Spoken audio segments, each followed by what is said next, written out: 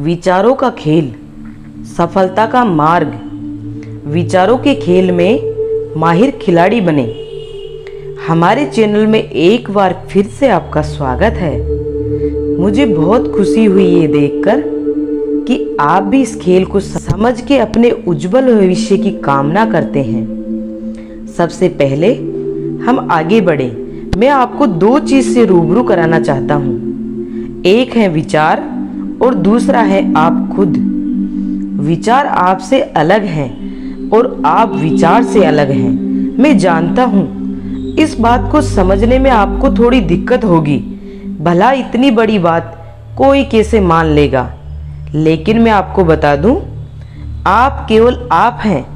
आपका अस्तित्व है, लेकिन विचार का कोई अस्तित्व नहीं है। विचारों को अस्तित्व आप ही के द्वारा मिल सकता है। आप विचारों पर प्रतिक्रिया देते हैं, यही कारण है कि विचारों को अस्तित्व मिलता है। हाँ, इस बात में कोई दो राय नहीं है। आप और विचार एक दूसरे के पूरक जरूर हैं, एक दूसरे से इस तरह जुड़े हुए हैं जैसे अंधेरा आसमान में चंद्रमा से जुड़ा हुआ है। आप चाहें तो एक दूसरे का फायदा भी उठा सकते हैं और आप चाहें तो खुद को नुकसान भी पहुंचा सकते हैं। है ना बड़ा ही मजेदार खेल। आपका ही चयन होगा कि आप फायदे में रहना चाहते हैं या नुकसान में। आज तक मानव कभी इस खेल को नहीं समझ सका। इसका ही कारण है दुनिया में ज्यादातर लोग कामयाबी तक पहुंचने के लिए आज भी संघर्ष कर रहे हैं। लेकिन एक बात साफ है, जब तक आप इस खेल में महारत हासिल नहीं कर लेते, तब तक आपको इस खेल का परिणाम आपकी इच्छाओं के विपरीत ही मिलता रहेगा। क्यों? क्योंकि आप इस खेल को अच्छे से खेलना नहीं जानते। आप समझ ही नहीं पा रहे हैं कि इस खेल को किस तरह से खेला जाए। तो इस खेल के इच्छित परिणाम मिलना मुश्किल ही नहीं, नामुमकिन है। आप विचारों के नियमों से बिल्कुल भी परिचित नहीं हैं। आपको मालूम ही नहीं है कि इस खेल में आपका क्या अस्तित्व है। ये विचार ही आपको कभी इधर कभी उधर धकेलते रहते हैं। इस खेल को समझना इसलिए जरूरी है क्योंकि हम विचारों का अच्छे से चयन कर पाएं, हमारे लाभ या हानि का अच्छे से विश्लेषण कर सकें। अगर आप विचारों के इस खेल को अच्छे से समझ गए तो आप जिस दिशा में जाना चाहें जा सकते हैं, जो करना चाहे वो कर सकते हैं। ये खेल कुछ इस तरह है, जब कोई विचार आपके मस्तिष्क में प्रवाह करता है, तभी उस विचार से मिलते जुलते हजारों विचार उसके सहभागी बनकर प्रवाह करने लगते हैं। एक चुंबक की भांति मस्तिष्क विचारों को अपनी ओर आकर्षित करता है और मानव विचारों की इतनी बड़ी भीड़ में खुद को अकेला महसूस करने लगता है। लेकिन आपको एक बात बता दूं, विचारों की इतनी बड़ी भीड़ में एक छोटा सा विचार हमारी जिंदगी भी बदल सकता है और हमारी जिंदगी तबाह भी कर सकता है। आप किस विचार का चुनाव करते हैं, उसी पर सारा दारोमदार है। विचार आविष्कार की जननी है। एक छोटे से विचार ने ही मानव सभ्यता को आसमान में सफर करने का मौका दिया और मानव सभ्यता का विकास अंतरिक्ष क्षेत्र में सफल बन पाया। राइट बंधु, जिन्होंने मानव सभ्यता को हवाई सफर के लिए एक सपना दिखाया, एक छोटा सा विचार ही था जो उनके मन मस्तिष्क में घर कर गया। परिणाम स्वरूप मानव अंतरिक्ष तक पहुंच गया। अगर एक पंछी आकाश में उड़ सकता है तो मानव क्यों नहीं? मानव भी आसमान में हवाई सफर कर सकता है। बस एक छोटा सा विचार मात्र था, जिसका परिणाम हम सब देख रहे हैं।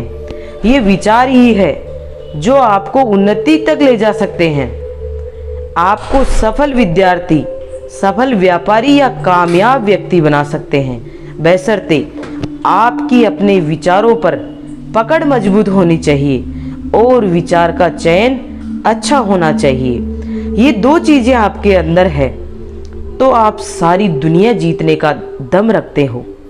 कुदरत द्वारा ये दोनों ही चीजें आपको मुहैया कराई गई है, लेकिन आपने कभी इसका इस्तेमाल नहीं किया। यही वजह है कई लोग इस खेल में हार जाते हैं या पूरी जिंदगी इस खेल को समझने में ही बिता देते हैं।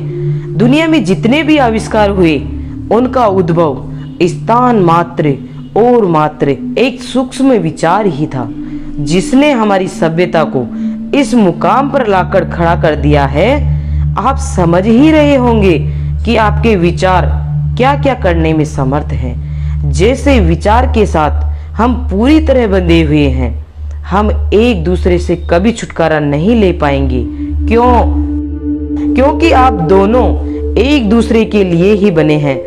मनुष्य जन्म के साथ ही विचार का भी जन्म होता है, लेकिन मनुष्य की मृत्यु के बाद उसके विचार मरते नहीं हैं, विचार अमर रहते हैं, जो इस पूरे ब्रह्मांड में फैल जाते हैं और अनंत काल तक समूचे ब्रह्मांड में प्रवाह करते हैं। मैं आपको बहुत उदाहरण दे सकता हूँ जिनकी मृत्यु के पश्चात भी उनके विचार मानव समाज में भी अमर रहे हैं। महात्मा गांधी, विवेकानंद, सुकरात, चाणक्य, मंडेला, बहुत ही लंबी सूची बन सकती है इन महापुरुषों की, जिनको उनके विचारों ने अमर कर दिया। मानव महान अपने विचार से होता है, महानता विचारों से मिलती है। इस खेल में आप महान व्यक्तियों द्वारा अपनाई हुई सोच का ही अभ्यास करने जा रहे हैं। ये महापुरुष विचारों के इस खेल से पूर्णतः अवगत थे, तभी ये इतिहास में अपना अमर नाम स्वर्ण अक्षरों में छोड़ गए। बहुत मजबूत रिश्ता है आपका अपने विचारों से। फिर भी हमारे मन मस्तिष्क में उठ रहे हैं और प्रवाह कर रहे विचारों पर हमारा ध्यान बेहद ही कम जाता है, और इसी कारण विचारों पर हमारा तनिक भी नियंत्रण नहीं है। अक्सर ऐसा होता है कि आप अलग दिशा में जाना चाहते हैं और विचार अलग दिशा में। भिन्न दिशा में चलने से परिणाम तो मिलने वाला नहीं। तो मैं सोच रहा था कि क्यों न हमारे विचारों को अपनी तय की हुई दिशा में लाया जाए। अगर ऐसा हो सके तो आपका विचारों के खेल में सर्वश्रेष्ठ खिलाड़ी बनना तय है, लेकिन इस खेल को समझने के लिए और विचारों का अच्छा खिलाड़ी बनने के लिए आपको कुछ बातें जानना अति आवश्यक है। आपको विचारों का चयन करना, विचारों को परिवर्तित करना और विचार को दबोचकर अपनी दिशा में लाना, विचारों के प्रवाह को बारीकी से देखना, समझना, ये कुछ बातें सीखनी होंगी जो हम हमारे अगले अध्याय में सीखेंगे। अगर आप इस खेल के नियमों को सीख लेते हैं तो आप उलझनों में से बाहर निकल सकते हैं, कठिन समस्याओं में सही निर्णय ले सकते हैं और अपनी योग्यता का प्रदर्शन करते हुए तरक्की कर सकते हैं। विचारों के खेल को हम अपने व्यवहारिक तरीके से समझने का प्रयास करेंगे। मान लीजिए आप बस स्टॉप पे खड़े एक राहगीर हैं जिसके सामने से सैकड़ों की तादाद में बस, ट्रक, मोटरसाइकिल निकलते हैं, लेकिन कौन सी बस में बैठना है, कहाँ जाना है, वो चयन आप करेंगे। मैं इस चीज को और बेहतर तरीके से आपको समझाने जा रहा हूँ। चलिए इस चीज को कुछ अलग तरह से समझने की कोशिश करते हैं। आप एक बस स्टेशन पर खड़े हैं जहाँ बहुत सारी गाड़ियाँ, बस, ट्रक गुजरती हैं, लेकिन आपको कहीं जाना है तो आप उसी बस या गाड़ी का इस्तेमाल करेंगे जो आपको आपकी मंजिल तक पहुंचा सके। है ना आसान? आपके विचार भी उसी बस, गाड़ी और ट्रक की तरह हैं। हमारे अंदर भी तरह तरह के विचार आते जाते रहते हैं और आप एक स्टेशन पर खड़े राहगीर की तरह हैं। आपके अंदर भी हजारों लाखों विचार प्रवाह करते हैं, लेकिन कौन से विचार का चयन करना वो आपके हाथों में है। जैसे कौन सी बस में बैठना है आपके हाथ में है, कहाँ जाना है वो भी आपके हाथ में है।